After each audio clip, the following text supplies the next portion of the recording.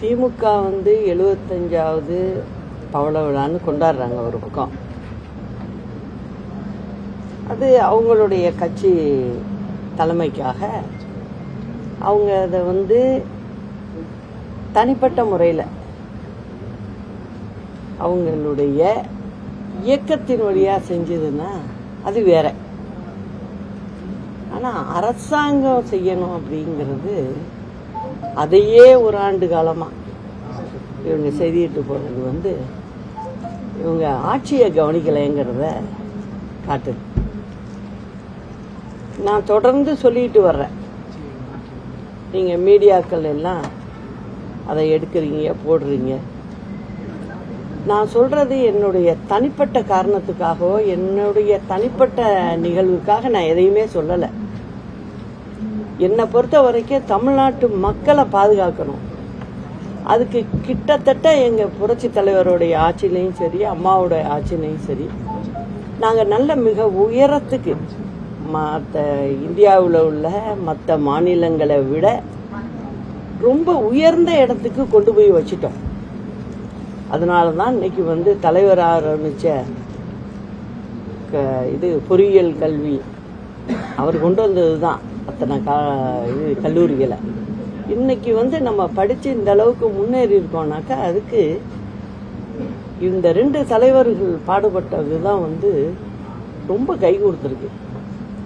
இன்னைக்கு இந்தியாவில் பார்த்தீங்கன்னா நம்ம தமிழ்நாட்டில் தான் அதிகம் பட்ட படிப்பெல்லாம் படித்தவங்க வந்து ரொம்ப அதிகமாக இருக்குது. ரொம்ப சின்ன வயசுலேருந்தே எல்லாருக்கும் இந்த சமூக நீதி விழிப்புணர்வு இதெல்லாம் வந்து ஆரம்பத்துலேருந்து கொண்டு வந்துட்டோம். அதனால நல்ல விழிப்புணர்வு அப்படிங்கிறது வந்து தமிழ்நாட்டு மக்களுக்கு வந்து தனியாக இருக்கும். நீங்கள் கொண்டு போய் எந்த இந்தியாவில் எங்கே கொண்டு போய் ஒரு குக்கிராமத்தில் விட்டீங்கனாலும் அந்த தமிழர்கள் வந்து தனியாக தெரிவாங்க. அந்த அளவுக்கு அறிவாற்றல் இதெல்லாம் இருக்குது. வெளிநாடுகள்லேயும் அப்படித்தான். நம்ம தமிழ்நாட்டு பிள்ளைங்க தான் அதிகமாக ஒவ்வொரு இடத்துலையும் வேலையில் அமர்ந்திருக்காங்க, செஞ்சுக்கிட்டு இருக்காங்க எல்லா நாடுகள்லையும். இதுக்கெல்லாம் காரணம் வந்து இந்த தலைவர்கள் தான். ஆரம்பத்தில் வந்து பெரியார் வந்து விழிப்புணர்வு ஏற்படுறதுக்கு ஒரு அடித்தளத்தை போட்டார்.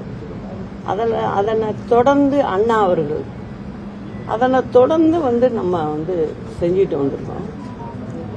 நான் வந்து திமுக வேற ஒன்றும் எனக்கு ஒன்றும் வருத்தம் கோபம்லாம் கிடையாது. அதை செய்யணும் அவங்க அப்படின்னு சொல்றாங்க.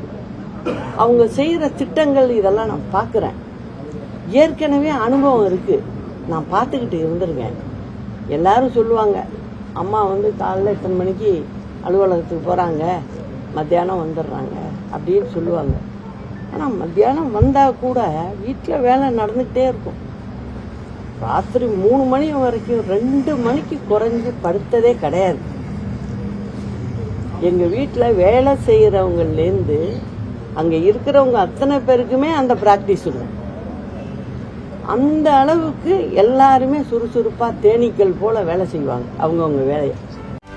செய்திகளை உடனுக்குடனும் துல்லியமாகவும் தெரிந்து கொள்ள சப்ஸ்கிரைப் பண்ணுங்க.